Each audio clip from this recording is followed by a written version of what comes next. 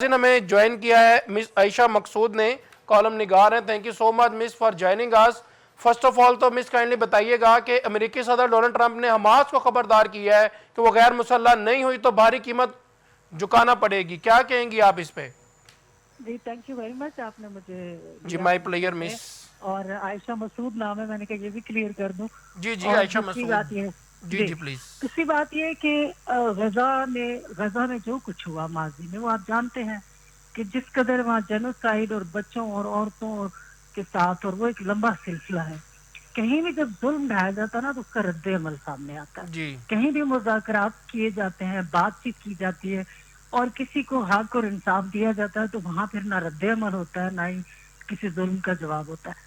اب اگر یہ غزہ کی تعمیر نو کی بات ہو رہی ہے، اب اس تعمیر نو میں کون تعمیر کروانا چاہ رہا ہے؟ وہی لوگ جنہوں نے ان کو ڈسٹروائے کیا، جنہوں نے اتنے مظالم ڈھائے. اب ٹرمپ اور نیتن یاہو کا آپس میں ملنا اور آپس میں ان کا اتحاد ہونا اور یکجان دو غالب ہونا، یہ ساری دنیا پہ آیا ہے. آپ دیکھ ہی رہے ہیں کہ ٹرمپ جو ہے وہ کس قدر اسرائیل، وہ ایک ہی لگتا ہے ان کے اپنے ملک کا مسئلہ، اس قدر ان کو جی آپس میں ان کی انڈرسٹینڈنگ ہے اور ایک ہی پلان اور ایک ہی پالیسی پر چل رہے ہیں.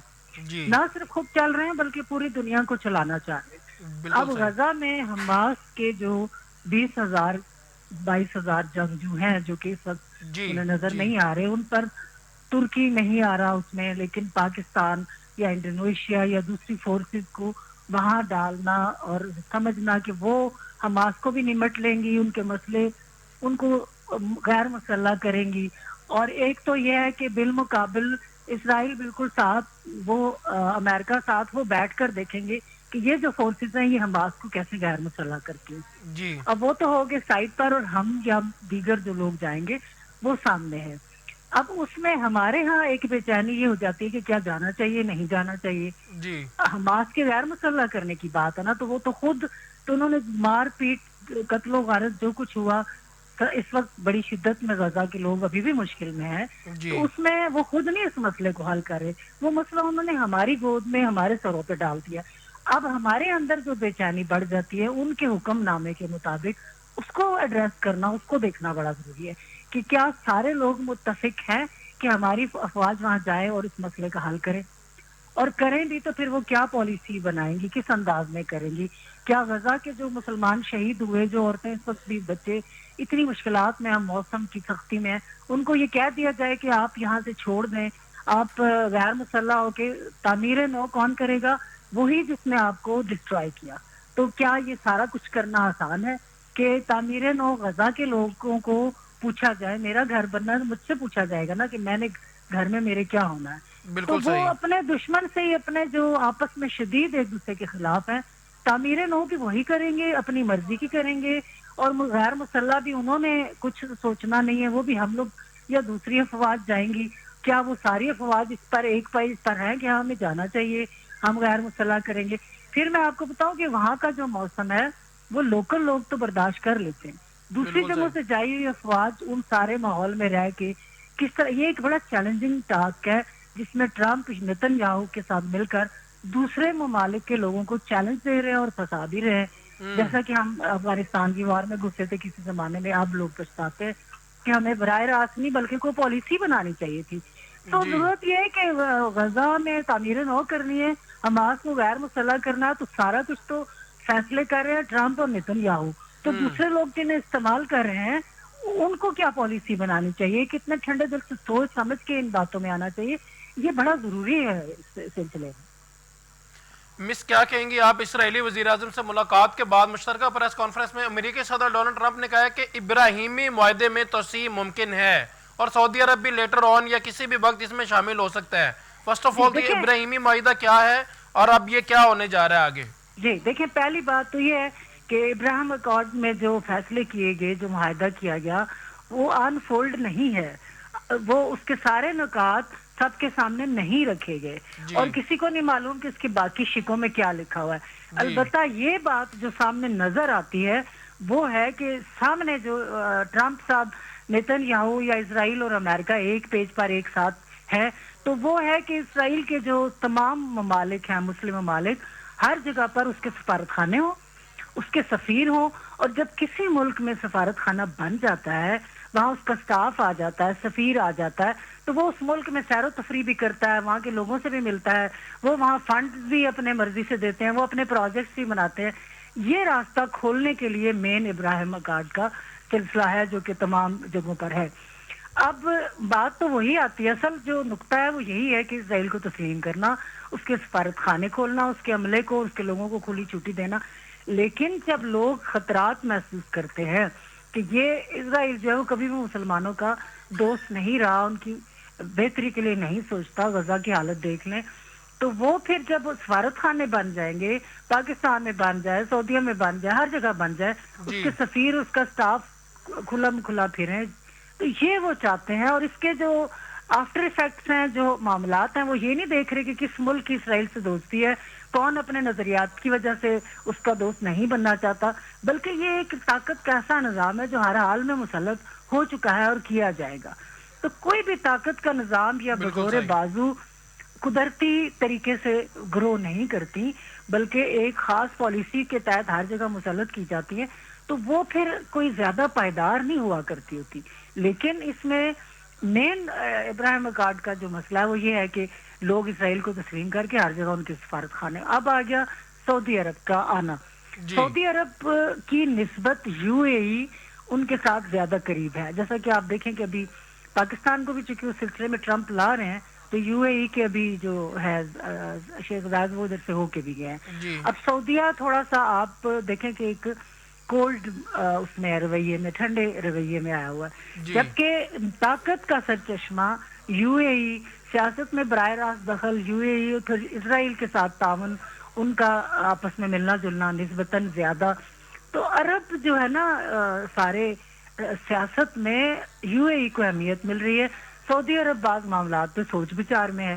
تو یہ ایک بڑی تبدیلیاں اور بڑا نیا سلسلہ ہے جو سامنے آ رہا ہے. یو اے ای دیکھیں فرنٹ لائن پر زیادہ سیاسی طور پر متحرک ہو رہا ہے. سوڈان کا دیکھ لیں اس نے کیا کیا، اب آگے چل کر شام میں دیکھ لیں تبدیلی آ گئی، وہ ان کے ساتھ اب انڈر ہی ہیں ان کے. آگے چل کر یو اے ای اور پاکستان کا اتحاد، سعودیہ کہاں جائے گا، چائنا کہاں جائے گا. These are very important questions, ان پر سوچنا چاہیے. مس کیا کہیں گی آپ؟ صدر ٹرمپ نے ایران کو بھی خبردار کیا ہے کہ اگر ایٹمی پروگرام دوبارہ شروع کیا تو فوری کارروائی ہوگی، اور ساتھ ہی جی تہران کے ساتھ معاہدے کی بھی خواہش کا اظہار کر دیا ہے. جی، ٹرمپ صاحب بالکل یہی کرتے ہیں.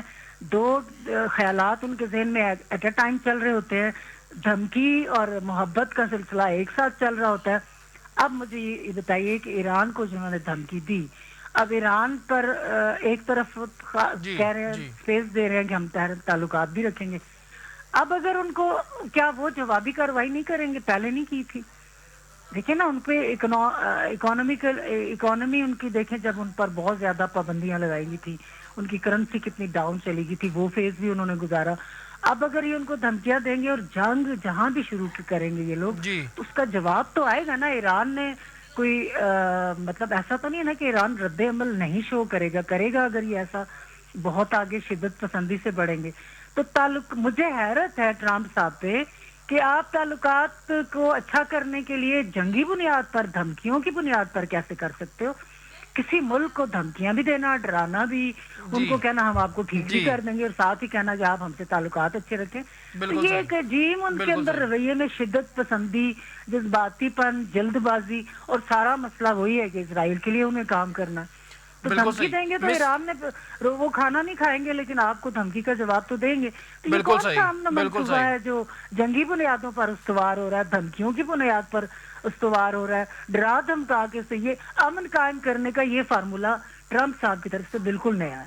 ہم نے بالکل جب امن صحیح، قائم کرنا ہوتا ہے تو مذاکرات کرتے ہیں، کچھ ان کے مسائل سنتے ہیں، کچھ اپنے بتاتے ہیں، کچھ درمیانی راستہ نکالا جاتا ہے. بالکل جو میں صحیح، نے سوچ لیا بالکل صحیح. وہی کرنا ہے، اسی بنیاد پر آگے بڑھنا ہے، اور امن بھی ان کی مرضی کا کرنا ہے، جنگیں بھی ان کی مرضی سے شروع ہوں گی. تو یہ تو جی کچھ نیا ہی مس، سلسلہ ہے. جی مس عائشہ مسعود، آپ کیا کہیں گے اس پہ؟ کس بارے میں کوشچن آپ کے ایران کے حوالے سے؟ جی جی جی، ایران کے حوالے سے یہ دھمکیاں بھی دی جا رہی ہیں، پھر ابھی آپ نے جی جنرل جی، صاحب کی بھی اصل بات میں سنی کہ بیسک ایشو ان کو بیلسٹک میزائل کا ہے. ایران نے بڑا جی تگڑا جواب دیا تھا اسرائیل تگڑا کو. جواب دی، بالکل تو ابھی تگڑا جو ہے جواب پھر دیا تھا. دوبارہ سے آپ کے سامنے ہے.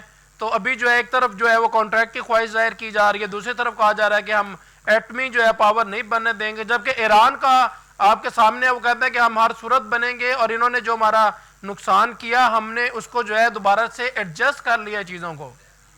کیا دیکھیں کہیں اس گے وقت مشائی مسئلہ صاحب؟ تو جی بالکل ایران جواب بھی دے گا جب بھی ان پہ کوئی ایسا اٹیک کریں گے یا دھمکائیں گے یا ان کے، تو ایسا تو نہیں ہوگا کہ وہ رد عمل نہیں دے گا. یہ تو ایران سے آپ توقع ہی نہیں کر سکتے کہ وہ رد عمل نہیں دے گا، ظاہر ہے وہ دے گا. تو یہ اس قسم کے معاملات میں دھمکانا بھی اور معاہدے کی بھی یا آپس میں بہتر تعلقات کی بھی کوشش کرنا، یہ اصل میں ٹرمپ کا ہی ایک فارمولہ ہے جو اس جی انداز میں چلتے ہیں. تو یہ معاملات کو ٹھیک نہیں کرتا نا، ساتھ دھمکی بھی دے دیتے ہیں، ساتھ معاہدات کی بھی جی خواہش کا اظہار کر دیتے ہیں. اب بات یہ بھی دیکھنی ہے کہ جو خود ٹرمپ ہے وہ کتنے بڑے اسکالر ہیں.